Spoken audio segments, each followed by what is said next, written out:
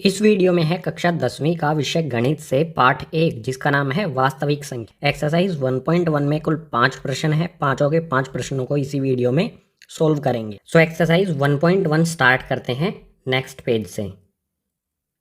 Exercise 1.1 में सबसे पहला क्वेश्चन हमारे सामने आता है, निम्नलिखित संख्याओं का एचसीएफ ज्ञात करने के लिए यूक्लिड विभाजन एल्गोरिदम का प्रयोग कीजिए।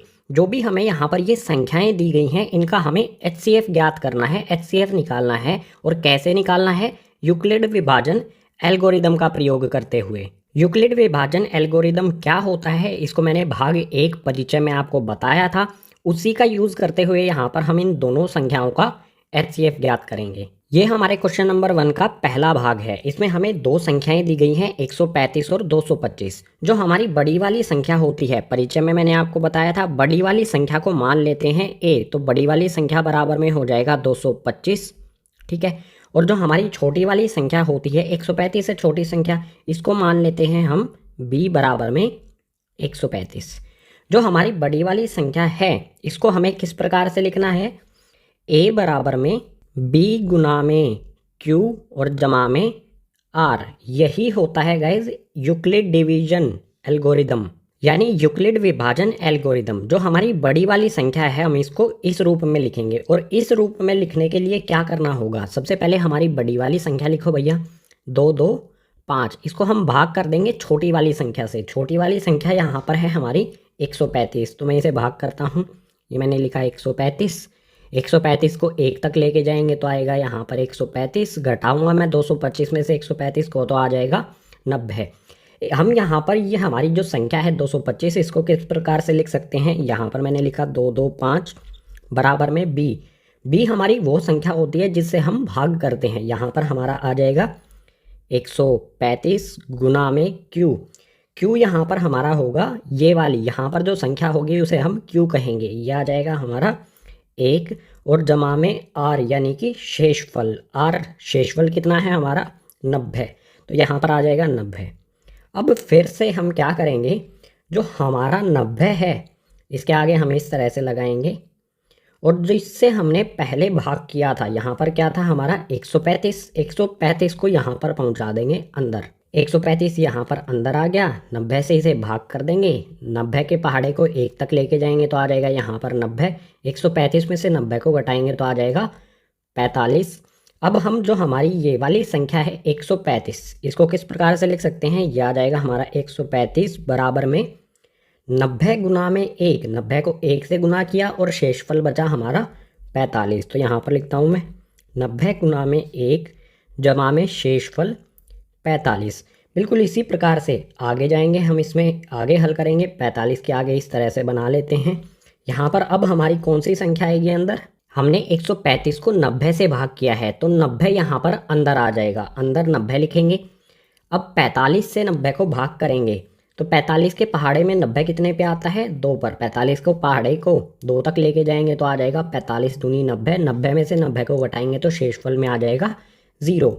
90 को मैं किस प्रकार से लिख सकता हूँ? यहाँ पर मैं लिखता हूँ 90 बराबर में 45 को मैंने 2 से गुना किया और शेषफल में हमारा क्या बचा यहाँ पर? 0। ये आ गया हमारा 0। अब आपको मैंने परिचय में बताया था कि जब शेषफल में 0 बचे उस समय जिस संख्या से हम भाग देंगे वही होता है एचसीएफ। तो यहाँ पर मैं लिखता हूँ एचसीएफ। हमारी जो भी संख्याएं हैं उसे लिखेंगे ब्रैकेट में। 135 और 225, इन दोनों संख्याओं का एचसीएफ क्या होगा? 45। और क्यों होगा? क्योंकि इससे भाग देने पर शेषफल में 0 आ गया। तो यहाँ पर हो जाएगा हमारा ये उत्तर। अब क्वेश्चन नंबर 1 के सेकंड पार्ट में भी हमें यहाँ पर दो संख्याएं दी हैं, इनका भी एचसीएफ ज्ञात करना है यूक्लिड विभाजन एल्गोरिदम से। जैसे हमने फर्स्ट पार्ट को सोल्व किया था बिल्कुल उसी तरह से इस वाले पार्ट को सोल्व करेंगे। इसमें हमें दो संख्याएं हैं, 196 और 38,220। बड़ी संख्या हमारी ये है तो ये हो जाएगी a बराबर में 38,220 और b बराबर हमारी संख्या हो जाएगी 196। अब जो हमारी बड़ी संख्या है इसको हम किस प्रकार से लिखेंगे? a बराबर में b गुना में q जमा में r। यही होता है हमारा यूक्लिड विभाजन एल्गोरिदम। तो क्या करना होगा इस प्रकार से लिखने के लिए, जो हमारी बड़ी वाली संख्या है इसको अंदर लिखेंगे, यहाँ पर आ जाएगा 38,220 और इसको छोटी संख्या यानी कि 196 से भाग कर देंगे। इसको बिना कैलकुलेटर का इस्तेमाल करते हुए हल करते हैं। 196 के पहाड़े में 1 पर आएगा 196, घटाएंगे 382 में से 196 को, 2 में से 6 को नहीं घटाया जा सकता है तो यहाँ से हासिल ले लेंगे, 8 में से 1 हासिल लेने पर ये हो जाएगा 12, 12 में से 6 को घटाएंगे तो यहाँ पर बचेगा 6। अब बिल्कुल आसान कर लेते हैं, यहाँ पर 7 बचेगा, ये हो जाएगा 37, 37 में से 19 को घटाएंगे तो बच जाएगा यहाँ पर 18। अब जो ऊपर हमारी ये संख्या है 2, इसको नीचे ले आते हैं, 2 यहाँ पर लेके आएंगे। अब 196 को कहाँ तक लेके जाएं, देखो 196 को 10 से गुना करने पर 1960 आ जाएगा, यानी इसे 9 से गुना करके देखते हैं। 9 से गुना करने पर आएगा यहाँ पर 1764। अब ऊपर वाली संख्या से नीचे वाली संख्या को घटाएंगे तो शेषफल में यहाँ पर आ जाएगा 98। घटाना बिल्कुल आसान है, आप यहाँ पर अंतर देख सकते हो, 862 और 764, इनमें अंतर कितना है, 98 का अंतर है तो घटाने पर 98 आ गया। अब ये 0 बचती है हमारी, इस 0 को यहाँ पर ले आएंगे नीचे, 0 आ गई। अब 196 के पहाड़े को कहाँ तक लेके जाएं कि 980 हमारा आ जाए। अगर मैं 196 को 5 से गुना करता हूँ तो हमारी एग्जैक्ट वैल्यू आ जाती है 980। तो 196 को 5 से गुना किया, आ गया 980। 980 में से 980 को घटाया तो शेष में 0 बचेगा, कुछ भी नहीं आएगा, 0 हमारी वैल्यू हो जाएगी। अब जो हमारी 38,220 है इसको मैं किस प्रकार से लिख सकता हूँ, यहाँ पर मैं लिखता हूँ 38,220 बराबर में बी हमारी वो संख्या होती है जिससे हम भाग करते हैं, यानी कि 196, या गया हमारा गाइस 196 गुना में क्यू हमारा ये होता है, क्यू कितना आया हमारा 195, तो यहाँ पर आ जाएगा हमारा 195 जमा में आर, शेषफल कितना है 0, ये शेषफल हमारा आ गया।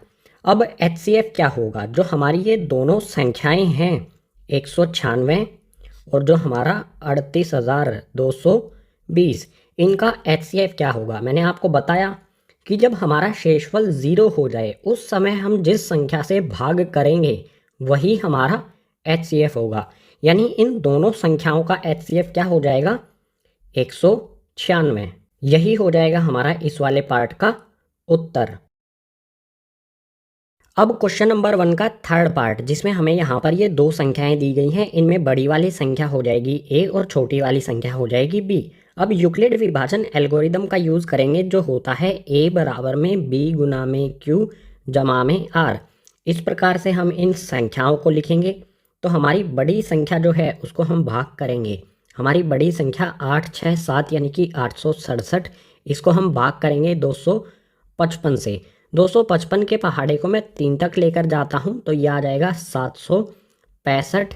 867 में से 765 को जब मैं घटाऊंगा, इसको घटाऊंगा तो यहाँ पर आ जाएगा हमारा 102, यानी जो हमारी ये संख्या है 867, इसको मैं किस प्रकार से लिख सकता हूँ, यहाँ पर आ जाएगा 867 बराबर में b क्या है हमारा 255, q क्या होगा 3 और शेषफल यानी कि r यहाँ पर है 102। मैं इसे इस तरह से लिख सकता हूँ 255 गुना में q यानी कि 3 और जमा में r यानी कि शेषफल 102। ये हो गया हमारा स्टेप 1। अब नेक्स्ट स्टेप में क्या करेंगे, जो हमारे ये 255 है इसको यहाँ पर अंदर लिख दिया जाएगा। जो हमारा 255 है इसको मैं यहाँ पर लेकर आ जाता हूँ, यह आ गया 255।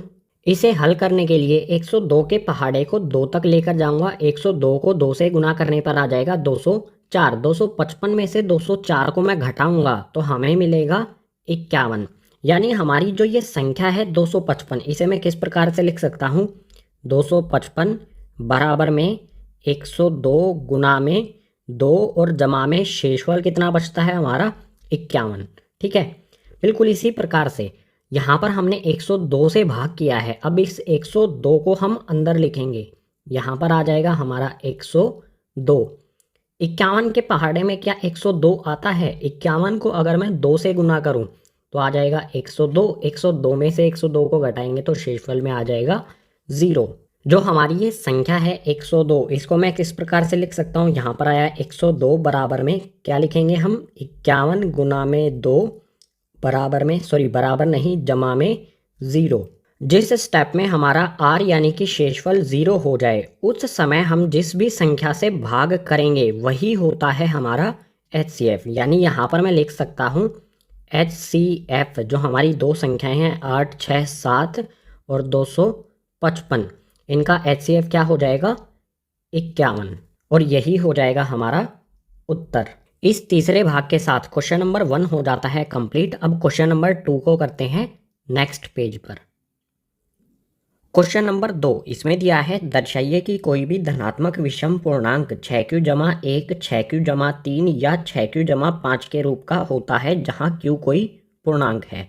हमें यह दिखाना है कि कोई भी धनात्मक विषम पूर्णांक वो 6q जमा 1, 6q जमा 3 या फिर 6q जमा 5 इन रूप में होता है और q हमारा कोई पूर्णांक है। तो इसका हल शुरू होता है यहाँ से। सबसे पहले मान लेंगे कि a हमारा कोई धनात्मक विषम पूर्णांक है और मान लेंगे b बराबर 6। b बराबर 6 कहाँ से आया? यूक्लिड विभाजन एल्गोरिदम में आपने पढ़ा है कि b और q एक दूसरे के साथ गुणा में होते हैं। यानी q के साथ यहाँ पर आप देखोगे q के साथ यहाँ पर भी 6 है, यहाँ पर भी 6 है और यहाँ पर भी 6 है, तो b बराबर हम 6 इसमें रख सकते हैं। आसान भाषा में कहा जाए तो q के साथ जो भी गुणा में होगा उसे हम b मान लेंगे। ये मानने के बाद अब अप्लाई करेंगे यूक्लिड विभाजन एल्गोरिदम। तो यहाँ पर लिख दिया। अब यूक्लिड विभाजन एल्गोरिदम के अनुसार यूक्लिड विभाजन एल्गोरिदम होता क्या है? a बराबर में बी क्यू जमा में r। r की संभावित वैल्यूज़ क्या क्या हो सकती हैं? मैंने आपको बताया था इंट्रोडक्शन पार्ट में, r हमारा क्या हो सकता है? या तो 0 के बराबर हो सकता है या 0 से बड़ा हो सकता है। ये होगा हमारा r 0 के बराबर या फिर 0 से बड़ा, और हमारा r हमेशा b से छोटा होता है। ठीक है, यहाँ पर लिख देता हूँ ये छोटा है b से। तो r की संभावित वैल्यू क्या क्या हो सकती है? r बराबर हमारा 0 तो देखो कन्फर्म है, होगा ही, 0 के बराबर होगा तो यहाँ पर आ जाएगा 0, और हमारा b से छोटा होगा। b से छोटा यानी कि 6, b का मान 6 है, तो b से छोटा क्या क्या होता है? 1 से लेके 5 तक सभी संख्याएं जो हैं वो 6 से छोटी हो सकती हैं। तो r का मान हमारा 0 हो सकता है, 1 हो सकता है, 2 हो सकता है, 3 हो सकता है, 4 हो सकता है और 5 हो सकता है।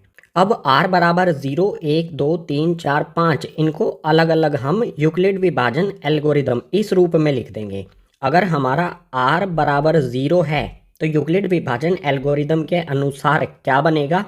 यहाँ पर मैं लिख देता हूँ a बराबर में b क्यू है, यहाँ पर b और q है, b का मान हमें 6 रखना है। ठीक है, तो a बराबर में यहाँ पर आ जाएगा 6q जमा में r का मान हमने कितना रखा है यहाँ पर? 0, तो यहाँ पर आ जाएगा 0। बिल्कुल इसी प्रकार से r बराबर अगर 1 होगा तो यूक्लिड विभाजन एल्गोरिदम के अनुसार क्या होगा? a बराबर में 6q जमा में 1। बिल्कुल इसी तरह से r बराबर 2 होने पर a बराबर में 6q जमा में हो जाएगा 2। बिल्कुल इसी प्रकार से r बराबर 3 अगर होगा तो a बराबर में हो जाएगा 6q जमा में 3। इसी प्रकार से r बराबर अगर 4 होगा तो ये हो जाएगा a बराबर में 6q जमा में 4। और इसी प्रकार से आगे यहाँ पर होगा जब हमारा r बराबर में 5 है तो ये हो जाएगा a बराबर में 6q जमा में 5। r यानी कि शेषफल के अलग अलग मान के लिए हमने यहाँ पर अलग अलग इक्वेशन लिख ली। अब हमें ये देखना है इनमें से कौन सी सम होंगी और कौन सी विषम होंगी। तो यहाँ पर मैं लिखता हूँ सम हमारी कौन कौन सी होंगी? जिनके आखिरी में 0, 2, 4 आता है, क्योंकि हमारे b का मान 6 है। 6q का हमारा कोई भी मान हो, q का मान अगर 1 होगा तो 6 गुना में 1 6 निकल के आएगा। q का मान अगर 2 होगा तो 6 गुना में 2 यानी कि 12 आएगा। 12 भी हमारा क्या होता है?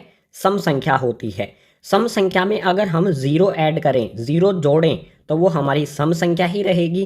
बिल्कुल इसी प्रकार से यहाँ पर भी हमारी ये सम संख्या है, इसमें 2 जोड़ने पर सम संख्या ही रहेगी। मान लो 6 है, यहाँ पर q का कोई भी मान ले लो, q का मान ले लो 3, 6 को 3 से गुना करेंगे 18, 18 में 2 जोड़ने पर आएगा 20। जो कि हमारी एक सम संख्या होगी। इसी प्रकार से यहाँ पर भी q का कोई भी मान ले लो आप। 6 को हम मान लो q बराबर 5 है, 6 को 5 से गुना करेंगे हो जाएगा 30, 30 में 4 जोड़ेंगे तो हो जाएगा 34, जो कि एक सम संख्या है। तो हमारी कौन कौन सी सम संख्याएं होंगी? ये वाली सम हो जाएगी, ये वाली सम हो जाएगी और ये वाली सम हो जाएगी। इसको यहाँ पर लिख देते हैं 6q जमा में 0, इसके बाद यहाँ पर 6q जमा में 2 और इसके बाद 6q जमा में 4। ये सभी सम संख्याएं होंगी। और जो हमारी विषम है वो किस प्रकार से होंगी? यहाँ पर मैं लिखता हूँ विषम। ये कौन सी होंगी? जो भी हमारी बची हैं वो विषम हो जाएंगी। यहाँ पर देखो 6 को मान लो हम किसी से भी गुना करें, q का हम कोई भी मान ले लेते हैं, q का मान ले लेते हैं 1। 6 को मैं 1 से गुना करूँगा, 6 कम 6 जमा में 1 करूँगा तो हो जाएगा 7, जो कि एक विषम संख्या है। बिल्कुल इसी प्रकार से यहाँ पर है 6q, q का मान लो 2 है, q बराबर 2 है तो 6 को 2 से गुना करूँगा, 6 दूनी 12 और 3 हो जाएगा 15। इसी प्रकार से यहाँ पर भी q हमारा कुछ भी मान लो 7 है, q बराबर 7 है तो 6 को 7 से गुना करूँगा, 6 सते 42 जमा में 5 करूँगा तो हो जाएगा 47, जो कि एक विषम संख्या है। तो विषम हमारा जो भी हमारी ये धनात्मक विषम पूर्णांक है a, ये किस किस रूप में हो सकता है? विषम वाला 6q जमा में 1, 6q जमा में 3 और 6q जमा में 5 के रूप का। हमें यही दर्शाना था कि जो विषम है वो किस रूप में होगा? 6q जमा 1, 6q जमा 3 और 6q जमा 5 के रूप का हो सकता है। अगर क्वेश्चन में हमें ये पूछ लिया जाता कि सम किस रूप का होता है तो हमारा उत्तर ये हो जाता। हमसे विषम पूछा गया है तो हमारा उत्तर ये हो जाएगा। क्वेश्चन नंबर 2 का ये हो गया आंसर। अब इससे आगे वाले प्रश्न को देखते हैं नेक्स्ट पेज पर। अब है क्वेश्चन नंबर 3। इसमें दिया है किसी परेड में 616 सदस्यों वाली एक सेना की टुकड़ी को 32 सदस्यों वाले आर्मी बैंड के पीछे मार्च करना है। दोनों समूहों को समान संख्या वाले स्तंभों में मार्च करना है। उन स्तंभों की अधिकतम संख्या क्या है जिसमें वे मार्च कर सकते हैं? एक परेड होनी है जिसमें सेना की टुकड़ी के 616 सदस्यों को मार्च करना है एक आर्मी बैंड के 32 सदस्यों के पीछे। दोनों को समान संख्या वाले स्तंभों में मार्च करना है। हमें पता लगाना है कि स्तंभों की अधिकतम संख्या क्या हो सकती है जिसमें वे मार्च करेंगे। तो स्तंभों की अधिकतम संख्या ज्ञात करने के लिए 616 और 32 इन दोनों संख्याओं का ज्ञात करना होगा हमें HCF। और HCF हम ज्ञात करेंगे यूक्लिड विभाजन एल्गोरिदम का यूज़ करके। सो हल शुरू होता है यहाँ से। यूक्लिड विभाजन एल्गोरिदम क्या होता है? A बराबर में BQ जमा में R। हमारे पास दो संख्याएं हैं 616 और 32। बड़ी वाली संख्या हमारी हमेशा होती है A, तो A बराबर में आ जाएगा 616 और B बराबर में हमारी छोटी संख्या आ जाएगी 32। जो हमारी बड़ी संख्या A यानी कि 616 है, हम इसको इस रूप में लिखेंगे A बराबर BQ जमा में R। इस रूप में लिखने के लिए क्या करना होगा? भाग देना होगा बड़ी वाली संख्या 616 आएगा यहाँ पर। 616 को छोटी वाली संख्या 32 से, 32 को 1 से गुना करूंगा तो यहाँ पर आ जाएगा 32। इस 61 में से 32 को घटाने पर यहाँ आ जाएगा 29। अब ये 6 नीचे लेकर आ जाएंगे, यहाँ पर ये आ गया 6। अब 32 को किससे गुना करें कि 296 या 296 के बिल्कुल करीब पहुँच जाएं। मैं गुना करता हूँ 32 को 9 से। 32 को 9 से गुना करने पर आ जाएगा 288। 296 में से 288 को हम घटाएंगे तो यहाँ पर आ जाएगा 8। शेषफल में 8 आ गया। जो हमारा ये 616 है इसको मैं किस प्रकार से लिख सकता हूँ? यहाँ पर मैं लिखता हूँ 6 1 6 यानी कि 616 बराबर में B का मान हमारा 32, Q का मान हमारा 19 और शेषफल यानी कि R ये हो जाएगा हमारा 8। तो यहाँ पर आएगा हमारा B यानी कि 32 गुना में Q। B के साथ यहाँ पर गुना में क्या है? ये है Q, तो इस Q की जगह पर आ जाएगा ये 19 और जमा में शेषफल R यानी कि 8। अब इसको आगे हल करेंगे, इस भाग को आगे जारी रखेंगे हम। 8 के यहाँ पर इस प्रकार से मैं बनाता हूँ। हमने यहाँ पर पहले 32 लिखा है, इस 32 को हम इसके अंदर रख देंगे। अब यहाँ पर अंदर आ जाएगा 32। 8 के पहाड़े में 32 आता है। 8 को अगर मैं 4 से गुना करूँ तो आ जाएगा 32। 32 में से 32 को घटाएंगे तो आ जाएगा 0 यानी कि 0। यानी जो हमारा ये 32 है, इसको मैं किस प्रकार से लिख सकता हूँ, यहाँ पर लिखता हूँ 32 बराबर में, यहाँ पर हमारा b क्या होगा, b हो जाएगा 8, q हो जाएगा 4 और r हो जाएगा 0। तो यहाँ पर आ जाएगा 8 गुना में 4 और जमा में शेषफल यानी कि 0। जब भी हमारा शेषफल 0 हो जाए उस समय हम जिस संख्या से भाग करते हैं वही होता है HCF, यानी कि 616 और 32 इन दोनों संख्याओं का HCF क्या होगा, यहाँ पर मैं लिखता हूँ HCF, हमारी दोनों संख्याएं 616 और 32 इन दोनों का HCF क्या होगा 8। और क्यों होगा, क्योंकि इससे भाग देने पर शेषफल में 0 आ गया, तो 8 ही हमारा इन दोनों संख्याओं का HCF हो जाएगा। यानी स्तंभों की अधिकतम संख्या क्या है जिसमें आर्मी वाले मार्च कर सकते हैं, 8 यहाँ पर लिख देंगे। स्तंभों की अधिकतम संख्या हो जाएगी 8 और यही हो जाएगा हमारा इस प्रश्न का उत्तर। अब इससे अगले वाले क्वेश्चन के लिए चलते हैं नेक्स्ट पेज पर। अब है guys question number 4। Question number 4 में हमें यहाँ पर दिया है यूक्लिड विभाजन प्रमेयिका का प्रयोग करके दर्शाइए कि धनात्मक पूर्णांक का वर्ग किसी पूर्णांक m के लिए 3m या 3m जमा 1 के रूप का होता है। कोई भी हमें एक धनात्मक पूर्णांक दिया गया है, अगर हम उसका वर्ग करें, वर्ग का मतलब होता है घात 2, वर्ग करें तो वह हमें 3m या फिर 3m जमा 1 के रूप में मिलेगा। ये हमें दर्शाना है यूक्लिड विभाजन प्रमेयिका का उपयोग करके।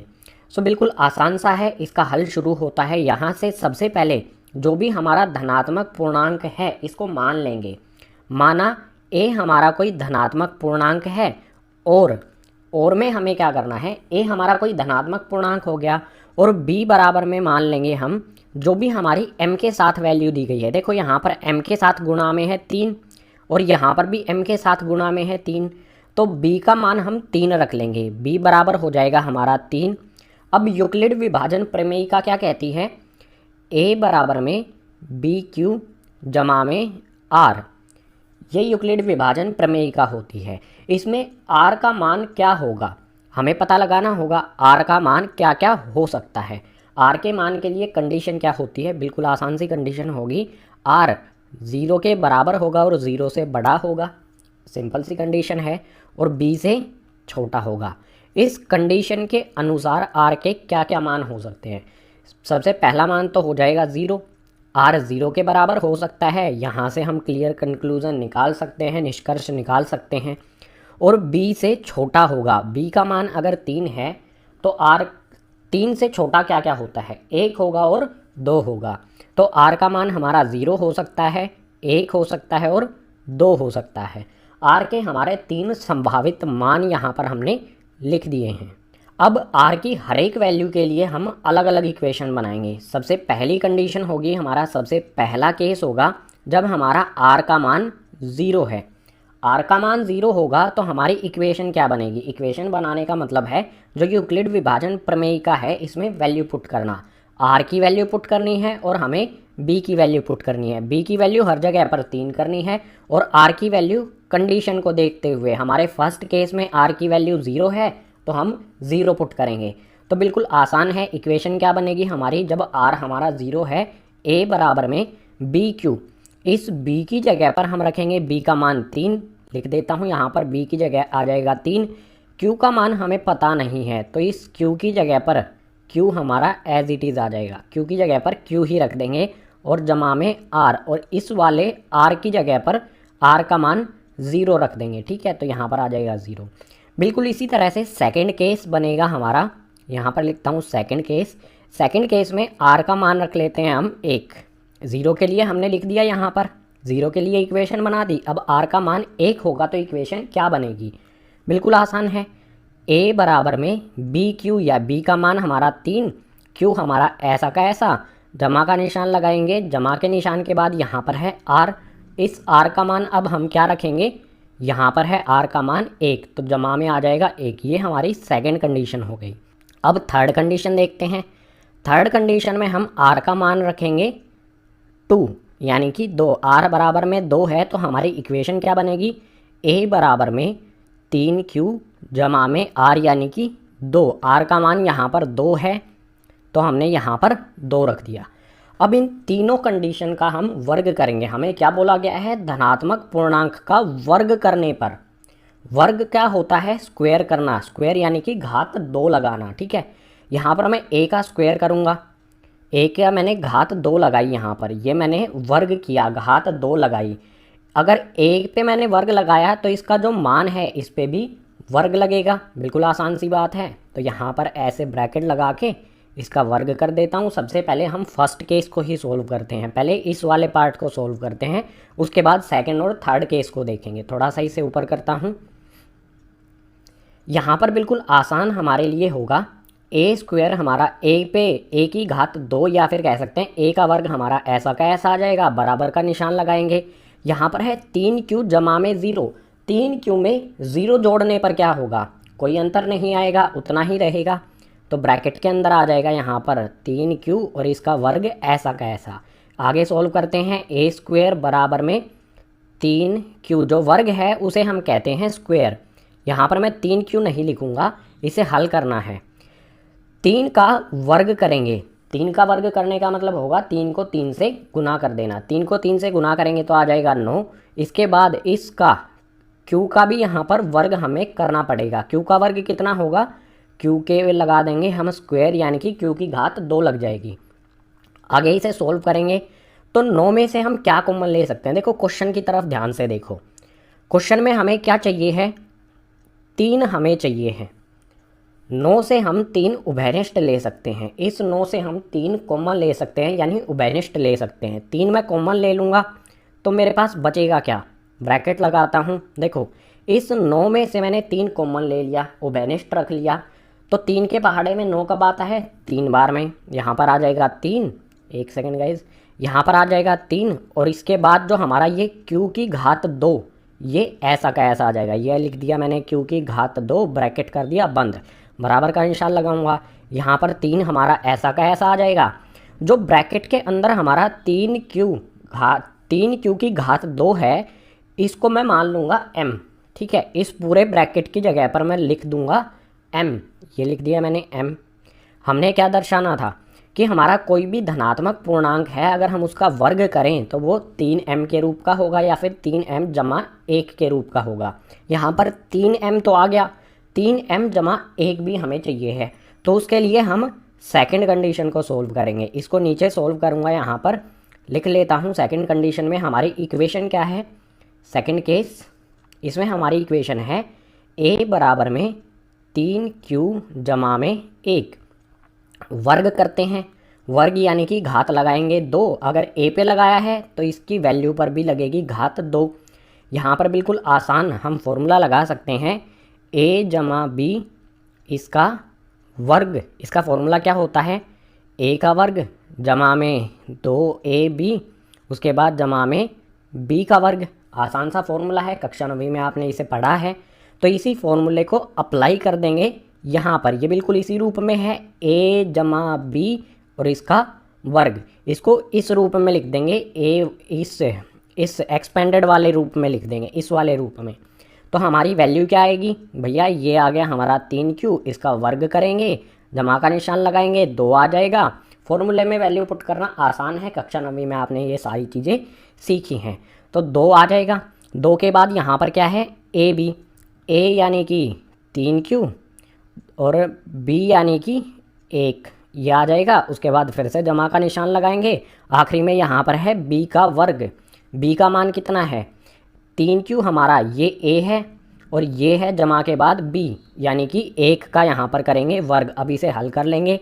आसान क्या है हमारे लिए, 3q इसका वर्ग है तो 3 का वर्ग हो जाएगा 9, q का वर्ग हमारा q वर्ग ही रहेगा।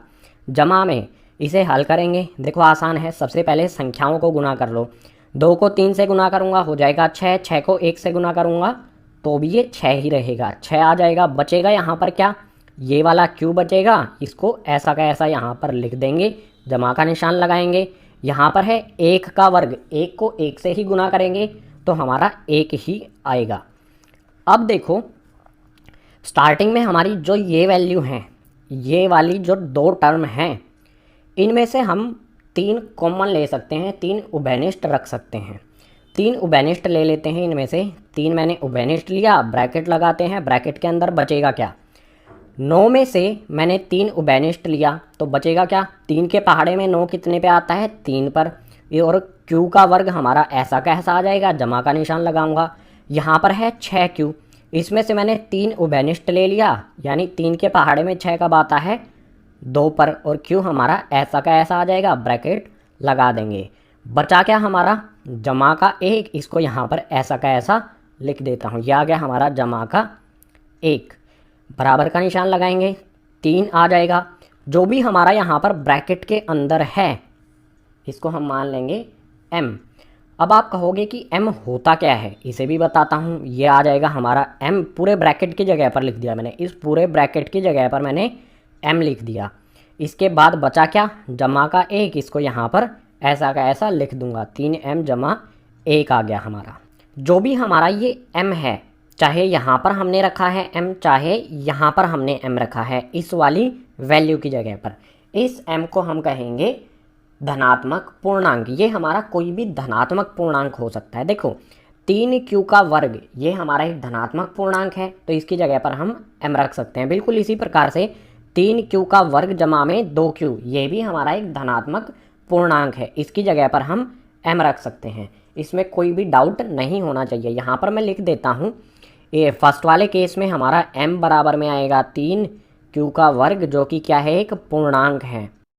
ये हमारा एक धनात्मक पूर्णांक है, जमा वाला पूर्णांक है। बिल्कुल इसी प्रकार से सेकंड वाले केस में यहाँ पर m बराबर में मैं लिख देता हूँ गाइस 3q का वर्ग जमा में 2q, ये भी हमारा क्या है, एक पूर्णांक है, ये भी हमारा एक धनात्मक पूर्णांक है।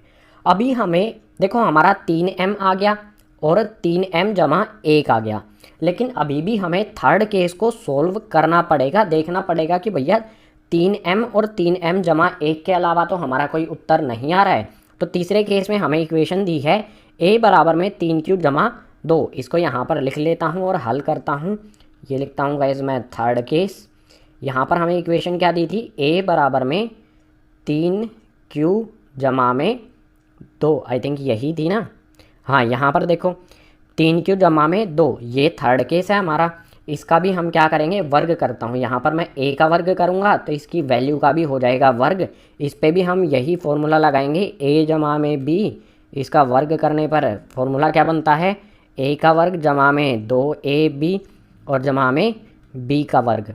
इसको हम हल करते हैं तो बिल्कुल आसान है, फॉर्मूला लगाना आपको आता ही होगा। आसान सा क्या होगा हमारा, यह आ जाएगा 3q, इस पर वर्ग लगाएंगे जमा में 2a यानी कि 3q, 2ab है ना यहाँ पर फॉर्मूले में 2ab, तो b का मान यहाँ पर कितना है, 2, यहाँ पर लिख दूंगा 2, फिर जमा का निशान लगाऊंगा। आखिरी में फॉर्मूले के क्या है, b का वर्ग, b का मान यहाँ पर 2 है तो 2 का यहाँ पर कर देंगे वर्ग। फिर से बराबर का निशान लगाऊंगा, हल करेंगे। 3q का वर्ग, इसे हल करेंगे, 3 को 3 से गुना करूँगा तो आ जाएगा 9 और q का वर्ग हमारा ऐसा का ऐसा आ जाएगा। इसके बाद जमा का निशान लगाएंगे। पहले जो हमारी संख्याएं हैं उनको हल कर लेते हैं।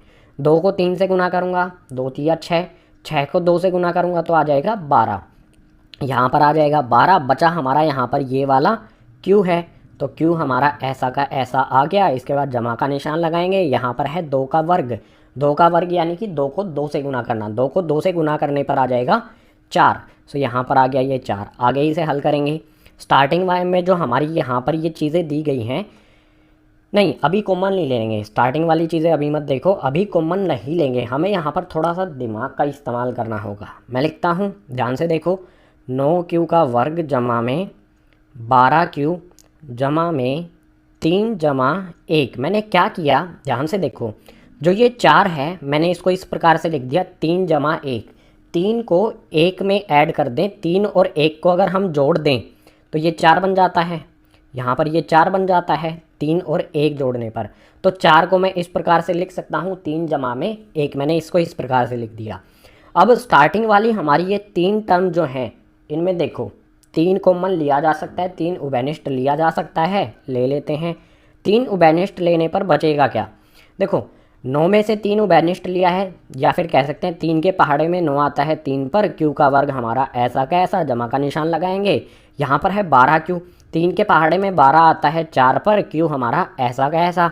इसके बाद यहाँ पर है 3, तो जमा का 1 आएगा यहाँ पर। 3 के पहाड़े में 3 आता है 1 पर।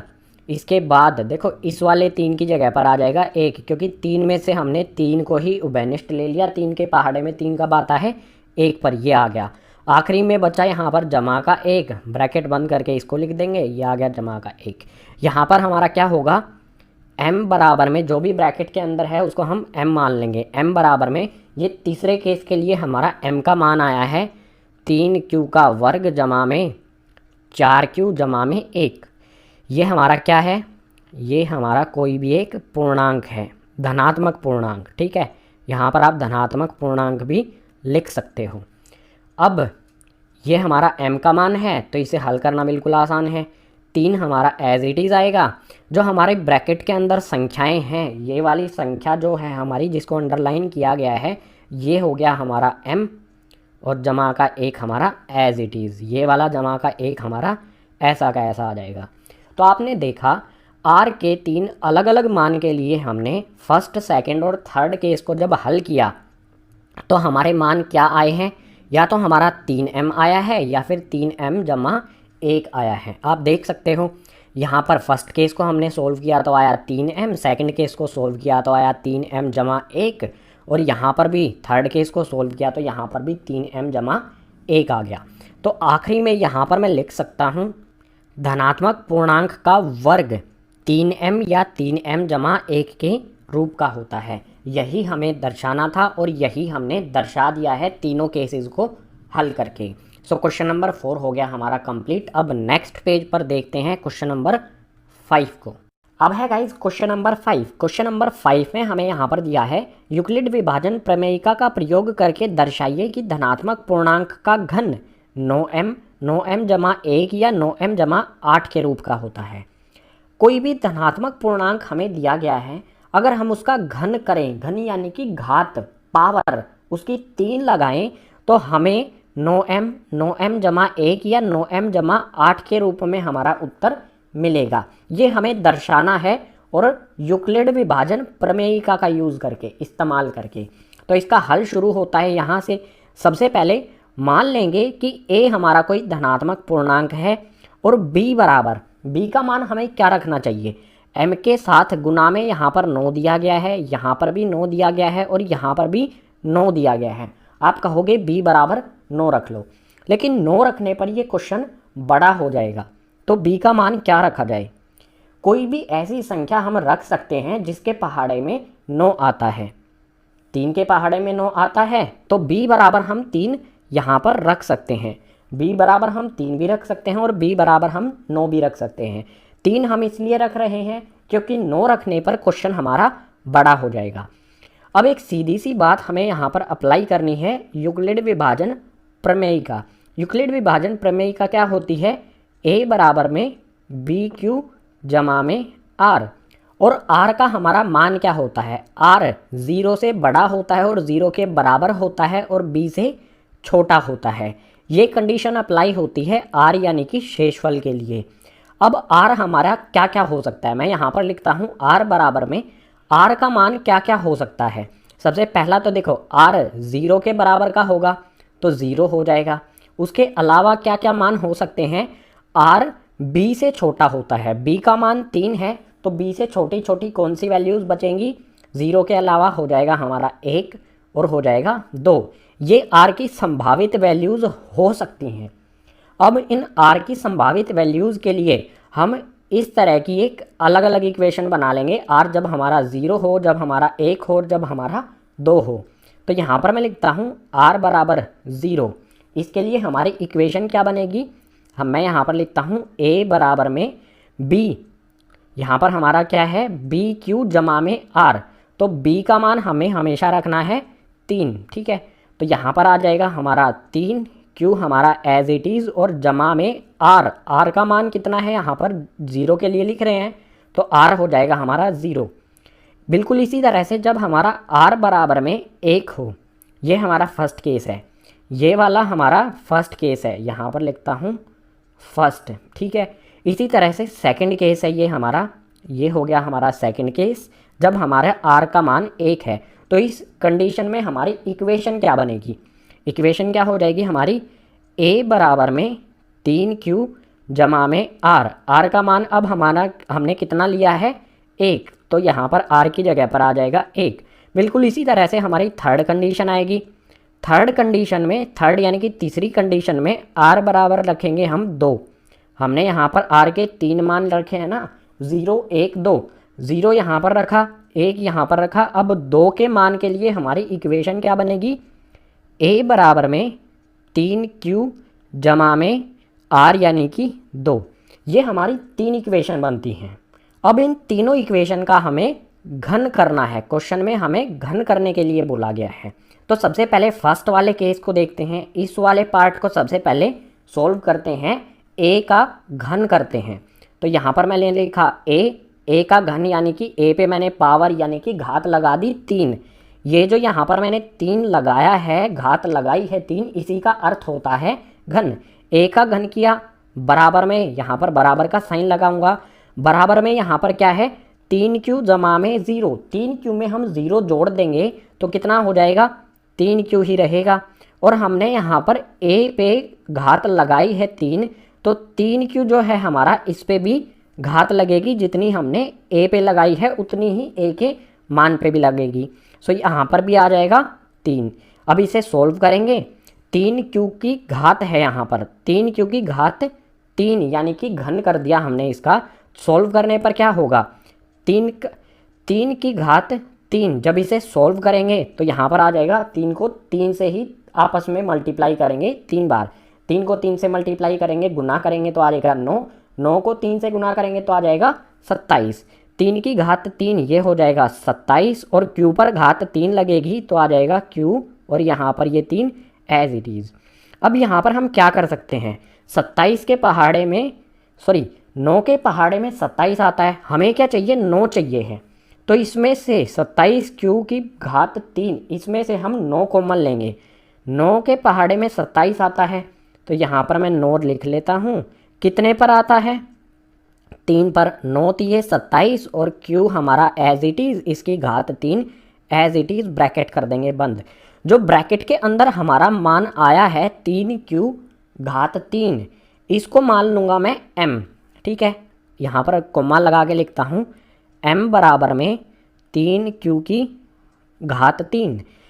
इसकी जगह पर इस ब्रैकेट के अंदर जो भी हमारी वैल्यू है इसको मैंने m मान लिया, यानी इस पूरे ब्रैकेट की जगह पर मैं m लिख सकता हूँ। तो हमारा मान क्या आएगा, 9 ऐसा का ऐसा आ जाएगा, और ब्रैकेट की जगह पर आ जाएगा m, यानी a की घात 3, यानी कि a का जब मैं घन करता हूँ तो मुझे क्या प्राप्त होता है, 9m। यही मुझे दर्शाना है। यहाँ पर 9m हमने दर्शा दिया। बिल्कुल इसी तरह से सेकंड वाले केस को सोल्व करेंगे। ये हमारा सेकंड वाला केस है, नीचे सोल्व करते हैं इसे। इक्वेशन क्या है हमारी, यहाँ पर सेकंड वाला केस लिख लेते हैं। यहाँ पर सेकंड केस इक्वेशन है हमारी यहाँ पर, a बराबर में 3q जमा में 1। a का घन करता हूँ मैं, तो इसकी वैल्यू का भी हो जाएगा घन, यानी कि इस पर पावर लग जाएगी, घात लग जाएगी 3। अब इसका फॉर्मूला क्या, ये एक फॉर्मूले की फॉर्म में आ गया। इस पे हम एक फॉर्मूला लगा सकते हैं। फॉर्मूला क्या होता है, यहाँ पर लिख देता हूँ, a जमा में b इसकी घात 3 जब होती है, इसको सॉल्व करने पर, इसके खोलने पर क्या मिलेगा हमें, a की घात 3 जमा में 3a की घात 2b, फिर जमा में 3a b की घात 2, और उसके बाद जमा में b की घात 3। ये फॉर्मूला होता है जो आपने कक्षा 9वीं में पढ़ा होगा, सीखा होगा। इसको इस पे 3q जमा 1 की घात 3, इस पे हम यही वाला फॉर्मूला अप्लाई कर देंगे, लगा देंगे। तो सॉल्व करते हैं इसे। सॉल्व करने पर सबसे पहले क्या करना होगा, 3q है, इसकी घात आएगी 3, फिर जमा का निशान आएगा, 3 आ जाएगा। 3 के साथ यहाँ पर क्या है, a स्क्वायर b, a की घात 2 और b।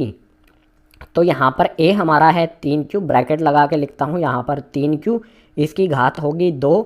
उसके बाद b का मान कितना है हमारा, यहाँ पर है 1, तो यहाँ पर आ जाएगा हमारा 1। उसके बाद फिर से जमा का निशान लगाता हूँ। इसके बाद क्या है, 3a b की घात 2, यहाँ पर आ जाएगा हमारा 3। ए हमारा है एक, सॉरी ए हमारा एक नहीं है, ए का मान हमारा यहाँ पर कितना है 3q, तो ये आ जाएगा हमारा 3q, ब्रैकेट लगाता हूँ। इसके बाद b का स्क्वायर यानी कि 1 का स्क्वायर हो जाएगा और जमा में b की यहाँ पर घात है 3, b का घन, b का मान 1 है तो 1 का हो जाएगा घन। अब इसे सॉल्व करेंगे, बिल्कुल आसान है, 3q की क्यूब, इसे सॉल्व करेंगे तो आ जाएगा हमारा 27q की घात 3 जमा में यहाँ पर कितना है, यहाँ पर भी बिल्कुल सेम आएगा। सबसे पहले जो ये हमारा 3 है इसकी घात है 2, यानी कि 3 को 3 से गुना करेंगे तो आ जाएगा 9, 9 को यहाँ पर 3 से गुना करेंगे तो आ जाएगा 27, यहाँ पर आ जाएगा हमारा 27। उसके बाद जो हमारा ये q है इस पर भी ये घात 2 लगेगी तो आ जाएगा q की घात 2, और एक जो हमारा ये है ये एक इसमें गुना होगा 3q, मतलब इस 27q स्क्वायर में जब एक गुना करेंगे तो ये ऐसा का ऐसा रहेगा, इसमें कोई भी अंतर नहीं आएगा। इसके बाद आगे को सॉल्व करते हैं, जमा का निशान लगाएंगे, 3 को मैं 3 से गुना करूँगा, 3 को 3 से गुना करने पर हो जाएगा 9, 9 को मैं 1 की घात 2 से गुना करूँगा, 1 की घात 2 1 ही होगा, और 9 को 1 से गुना करूँगा तो 9 हो जाएगा, तो यहाँ पर आ जाएगा 9 और q हमारा एज इट इज़। इसके बाद प्लस का साइन लगाऊंगा, यहाँ पर है 1 की घात 3, 1 की घात 1 पे कितनी भी बार घात लगा लो हमेशा 1 ही रहेगा, तो यहाँ पर आ जाएगा 1। अब आप यहाँ पर ध्यान से देखो, स्टार्टिंग से यहाँ से लेके यहाँ तक देखो 27, उसके बाद फिर से आता है 27 और फिर आता है 9, यानी हमें 27, इस 27 और इस 9 में से 9 को उभयनिष्ठ यानी कि कॉमन ले सकते हैं, ले लेते हैं कॉमन ले लेते हैं। इसे थोड़ा सा ऊपर करता हूँ पहले, कॉमन लेने पर क्या आएगा, 9 मैं कॉमन ले लेता हूँ, उभयनिष्ठ रख लेता हूँ, तो यहाँ पर बचेगा क्या, इस 27 में से मैंने 9 को उभयनिष्ठ ले लिया तो 9 के पहाड़े में 27 आता है 3 पर, और q की घात 3 हमारा एज इट इज आ जाएगा, प्लस का साइन लगाऊंगा, यहाँ पर है 27q स्क्वायर, इसमें से 9 उभयनिष्ठ ले लूँगा तो 9 के पहाड़े में 27 आता है 3 पर, q की घात 2 हमारा एज इट इज। इसके बाद जमा का निशान लगाता हूँ, यहाँ पर है 9q, इस 9q में से 9 मैं उभयनिष्ठ ले चुका हूँ तो बचेगा यहाँ पर q, और ब्रैकेट में लगा दूंगा। मैंने क्या किया, इन सभी टर्म्स में से जिन के नीचे लाइन लगाई है इन सभी टर्म्स में से मैंने 9 को उभयनिष्ठ ले लिया, बचा हमारा जमा का 1, इसे ऐसा का ऐसा लिख दूंगा, यह आ गया हमारा जमा का 1। अब यहाँ पर मैं क्या करता हूँ, बराबर में साइन लगाता हूँ, 9 आ जाएगा, जो भी हमारा ब्रैकेट के अंदर है, ये वाला पार्ट जो भी ब्रैकेट के अंदर है इसे मान लेता हूँ मैं m, ठीक है, तो इस पूरे ब्रैकेट की जगह पर मैं m लिख देता हूँ, ये आ जाएगा m पूरे ब्रैकेट की जगह, और इस पूरे ब्रैकेट के बाद क्या है यहाँ पर जमा का m, वो यहाँ पर एज इट इज़ आ जाएगा, ये आ गया हमारा जमा का 1, सॉरी m नहीं है ये, जमा का 1 है, ये यहाँ पर एज इट इज़ आ गया। यहाँ पर ये भी लिख देता हूँ, m बराबर में 3q की घात 3 जमा में 3q की घात 2 और जमा में q, ये हमने m बराबर रख दिया, m बराबर रख दिया तो इस पूरे पार्ट की जगह ब्रैकेट की जगह यहाँ पर m आ गया और जमा का 1 यहाँ पर एज इट इज़ आ गया। हमारा पहले केस में 9m आ गया, दूसरे केस में 9m जमा 1 आ गया। अभी हमारा तीसरा केस भी हमें देखना है। तीसरे केस में क्या है, यहाँ पर देखो a बराबर 3q जमा में 2, इसे भी सोल्व करते हैं। यहाँ पर मैं लिखता हूँ, अगले वाले पेज पर ही लिख लेता हूँ। ये क्या था हमारा थर्ड केस। तीसरे केस में हमारा क्या था, a बराबर में 3q जमा में 2, हमें घन करना है। a पे 3 लगाता हूँ तो इसकी जो वैल्यू है इस पे भी घात लग जाएगी 3, इस पे भी बिल्कुल वही फॉर्मूला अप्लाई मैं करूँगा, ये वाला फॉर्मूला ही यहाँ पर भी अप्लाई किया जाएगा, a जमा में b की पावर 3, यही फॉर्मूला अप्लाई करेंगे। सो सॉल्व करेंगे इसे।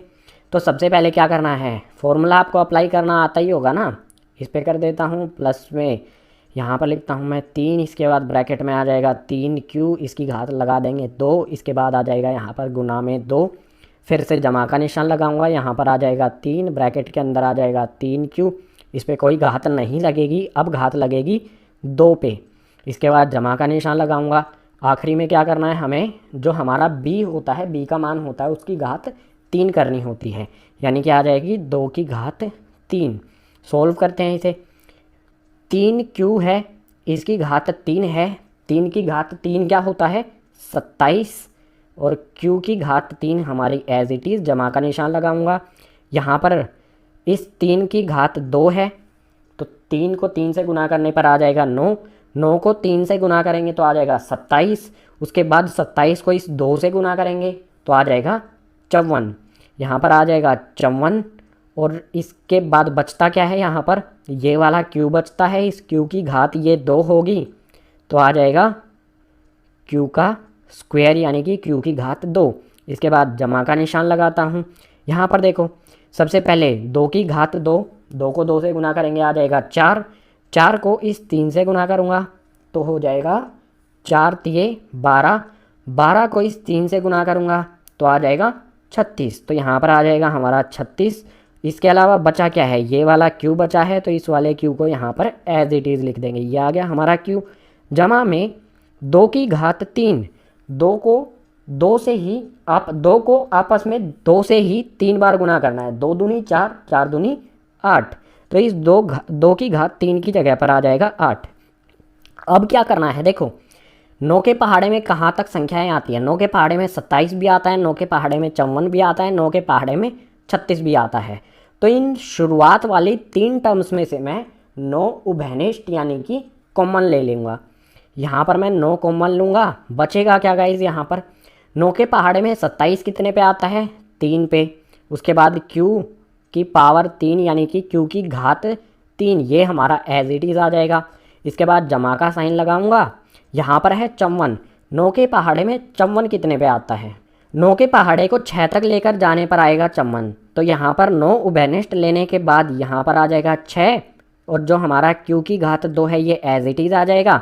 फिर से जमा का साइन लगाऊंगा। यहाँ पर है 36, 9 के पहाड़े में 36 कब आता है 4 पर, इस 36 में से 9 उभयनिष्ठ यानी कि कॉमन ले लूँगा तो यहाँ पर आ जाएगा 4, और इसके साथ में ये वाला q as it is bracket कर देंगे बंद, और जमा का 8 आ जाएगा हमारा एज इट इज़। अब आप ध्यान से देखो, ब्रैकेट के अंदर जो भी हमारा मान है इसको हम मान लेंगे m, तो हमारा आंसर क्या आएगा 9 आ जाएगा। जो ये ब्रैकेट है इस पूरे ब्रैकेट की जगह पर मैं m लिख देता हूँ, ठीक है, यहाँ पर मैं लिख देता हूँ 9 के साथ m इस पूरे ब्रैकेट की जगह पर, और उसके अलावा क्या बचेगा, जमा का 8 यहाँ पर लिख देता हूँ, यह आ गया हमारा जमा का 8। यहाँ पर ये भी लिख देता हूँ m बराबर में, m का मान हमारा क्या है, इस पूरे ब्रैकेट को हमने m मान लिया जो भी इसके अंदर दिया गया है, तो m बराबर में यहाँ पर लिख देता हूँ मैं 3q की घात 3 जमा में 6q की घात 2 जमा में 4 और q, ये हमारा m का मान है। तो हमने तीनों कंडीशन में क्या देखा कि जो भी हमारा धनात्मक पूर्णांक है जब हम उसका घन करते हैं तो हमारा 9m मिलता है, उसके बाद हमें 9m जमा में 1 मिलता है, और आखिरी में 9m जमा में 8 मिलता है। यही हमें दर्शाना था। क्वेश्चन हो गया कंप्लीट। लेकिन मैंने आपको कहा था कि हमने b का मान जो हमारा ये b बराबर 3 है, इस 3 की जगह पर 9 क्यों नहीं रखा, हमें 9 रखना चाहिए था ना, तो मैंने 3 क्यों रखा। देखो क्वेश्चन को छोटा करने के लिए ये किया गया था।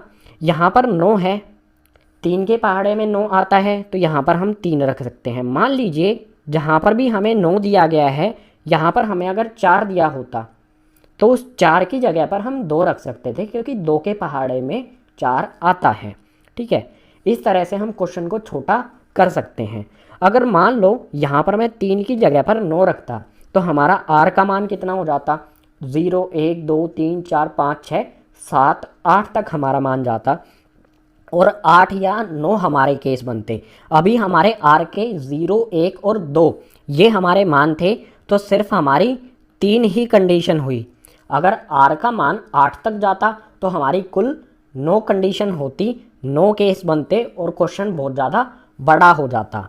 तो ये हमने दर्शा दिया है यहाँ पर कि जो भी हमारा धनात्मक पूर्णांक a है जब हम उसका घन करेंगे तो वो 9m या फिर 9m जमा 1 या फिर 9m जमा 8 के रूप का होगा। लास्ट में यहाँ पर लिख भी देंगे। धनात्मक पूर्णांक का घन 9m जमा 1 या फिर 9m जमा 8 के रूप का होता है। यही हमें दर्शाना था, यहाँ पर हमने ये दर्शा दिया है। बिल्कुल आसान सा क्वेश्चन था। अगर समझ नहीं आया है तो एक बार दोबारा से देख लो इस क्वेश्चन को, बिल्कुल अच्छी तरह से समझ आएगा और एक बार खुद से सॉल्व करने का ट्राई करो गाइस।